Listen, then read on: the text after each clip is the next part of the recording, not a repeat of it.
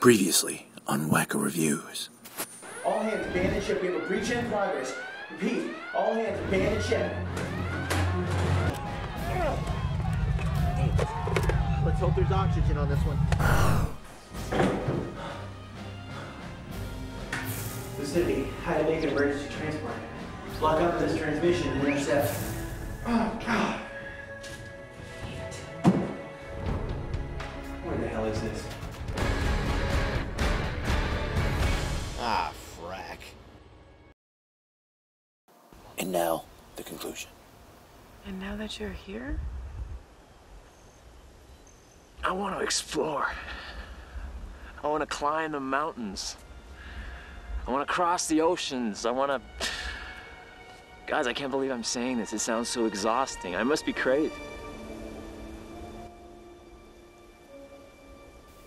Hey Lee, Ligadama, Major, Yo Apollo. Finally. Man, did you see Starbuck?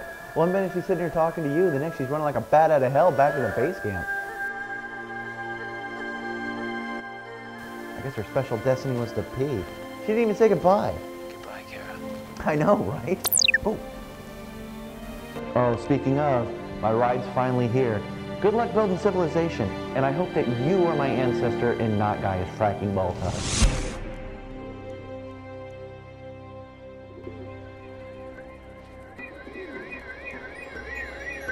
In the future, science fiction is a thing of the past. Traveling back in time, a lone survivor strives to warn the present of the dangers of bad storytelling to repair the genre.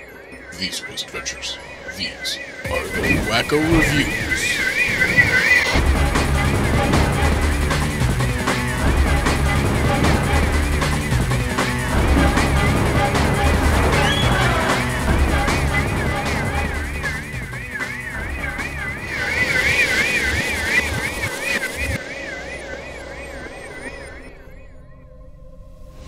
Yes! Was this worth the wait or what? Welcome back to the all-new and improved USS Lucidity. Currently in Earth's orbit, right next to the ragtag colonial fleet, some 150,000 years in the past. Relative to your time frame, of course. I am Wacko, and it is fantastic to be back.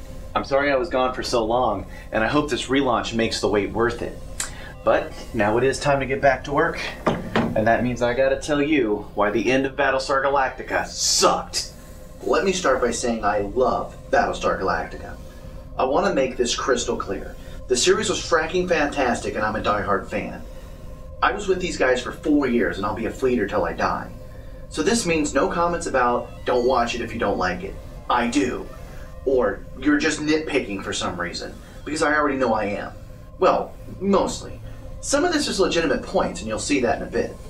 I'm also going to assume that you've seen this episode before. Not only will there be spoilers, but I'm not going to give background on what I'm talking about. I promise not to do that every time. I'll give new viewers something, but this is an exception. Go watch the series and then come back. I'm not even talking about the series as a whole. I had some serious issues with this last episode, and that's what I'm getting into.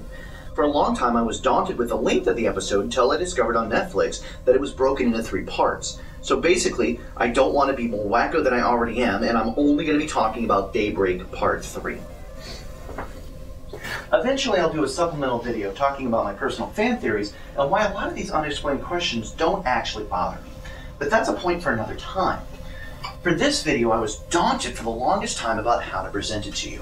Then I realized what I really needed to do was do it old school. In other words, a top 5. The flashbacks. Yeah, I bet you forgot about those, didn't you? Those flashbacks take up 7 minutes of the 43-minute runtime. And while it's interesting to learn that Rosalind lost her whole family before the fall, it would have been more interesting any time before the last frackin' episode! I mean, seriously, why is this relevant to any other section of the entire show? I did a rewatch of this with this information in mind, and it enlightens nothing. BSG is a character show and it focuses on drama, but it shouldn't be shoehorned. Baltar's even worse. We spend so much time retreading what we learned about him already in the first half of the series.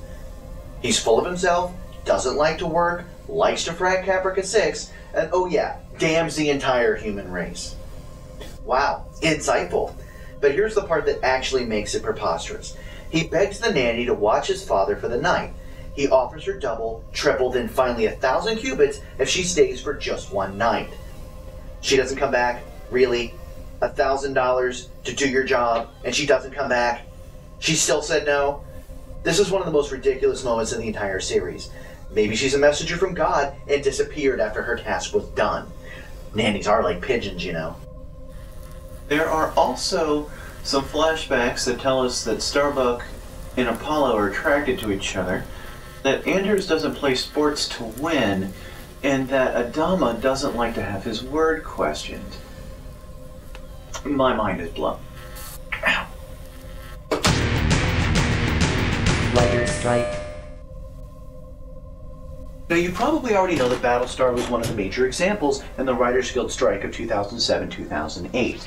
And I'm not saying that that strike was wrong. What I am saying is that they frickin' ruined my show. Ronald D. Moore and his writing staff had 100 days to think about the ending of their series, and they made changes. I don't know what changes they made for sure, but I'm almost positive they impacted the other things on this list. So it's fracking on. Let me give one quick example, then move on. Here's an ad for Season 4 that aired well before the strike was even on the table. And then here's one from Season 4.5, well after the strike had been resolved and everyone got back to work. There's a subtle difference in the text that's always bothered me. So we basically went from all will be revealed to we will give you the truth, which is it's all an optical illusion. Ronald D. Moore said himself that Hilo was supposed to die while rescuing his daughter. He was shot and bleeding out, knowing he was trading his life to keep her safe. But because they had time to think about it, the actor convinced them to change it, and here Hilo is, walking with a stick and barely a limp. Yeah, thanks. And here's the really big one. Laura Roslin was supposed to die before she reached the Promised Land. This wasn't just prophecy, it was intent. Was it really necessary to keep her alive just because the writers liked the actress so much? I would have rather seen her be killed off early in Daybreak Part 1, or perhaps the episode before. I would have had her dying wish to be to get Hera back and let her actually do something, to put the pieces in place. This wouldn't even have changed the end of the episode. He still would have sat there and talked to her about that cabin he was going to build next to her grave. It would have ended exactly the same. But no! We had to have her live and do what for 3 episodes? Honestly, absolutely nothing. And I'm not saying that a person has to have value in order to be alive. I'm just saying that they went against their original intent and it had absolutely no follow-through and it made it a worse episode. And so for that, I'm calling them on it.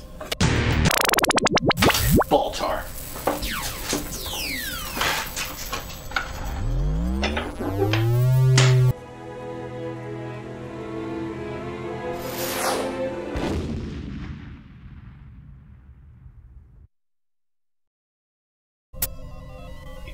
Sorry, I had to do it for more of it. It was the only way to be sure. Starbuck's special guest me. I bet you expected this to be number 1, didn't you? But let's review what we know. Starbuck dies, then somehow her body ends up on Earth. Then somehow her new body ends up light years away from both events with the same scars and tattoos and damage that her body had through all the times of her life. But the ship was brand new. So the cosmic force that fixed her and made her look identical didn't know how to do that with the ship. And none of this is ever explained. They don't want us to think that she's a Cylon or the child of a Cylon. Yeah, right. But they do want us to think that she is sent here by God's will to lead them to the Promised Land. As soon as she completes this task, she disappears without explanation, without a trace, never to be heard from again. This is the actual explanation, and it sounds like a rant. Do I really have to continue why this is stupid? You're telling me that Starbuck, and only Starbuck, could punch the keys randomly to transport them to Earth. That even death itself was not a big enough reason for this responsibility to transfer to someone else. Racetrack played a big role in that single event, and she managed to do it as a corpse. Lee Adama makes an even bigger decision with no vision, no guidance, no montage, and this goes entirely ignored. Pretty much every single person in the series has had a vision or been given a clue to survive, But for some reason, we get a montage of Starbuck entering this code like that's supposedly her special destiny. Bullcrap. And don't give me that character development over plot excuse either, because Ronald D. Moore and his writing staff had a plan for this, but evidently while they were home watching Lost and Sopranos, they thought if a wizard did it was good enough for them, it's good enough for us, right guys? Ooh, not freaking cool. Oh, but we do get a flashback of Lee watching a bird fly away because Kara can't be contained, so that should be good enough, right? My explanation that she had to run off to pee and he'll see her again in an hour actually makes a hell of a lot more sense.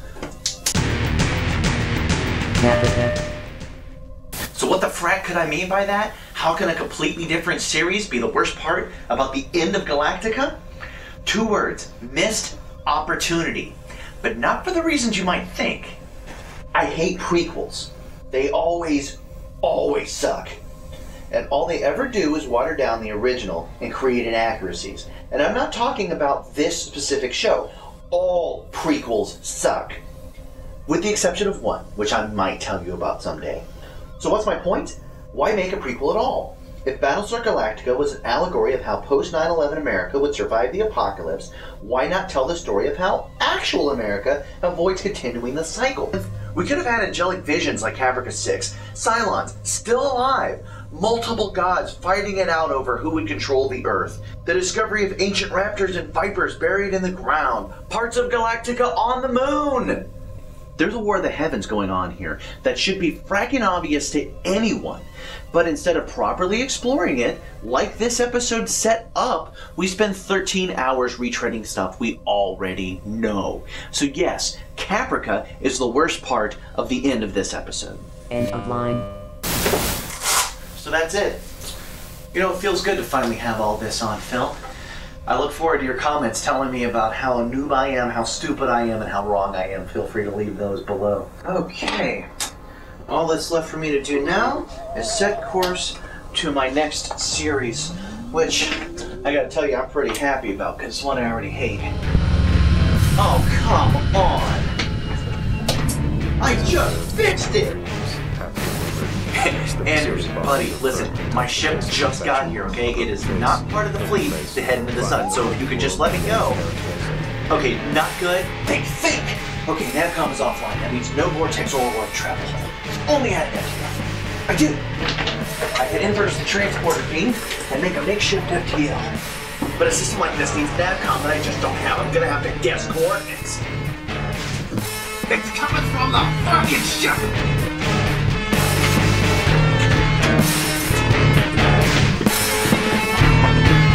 Jump!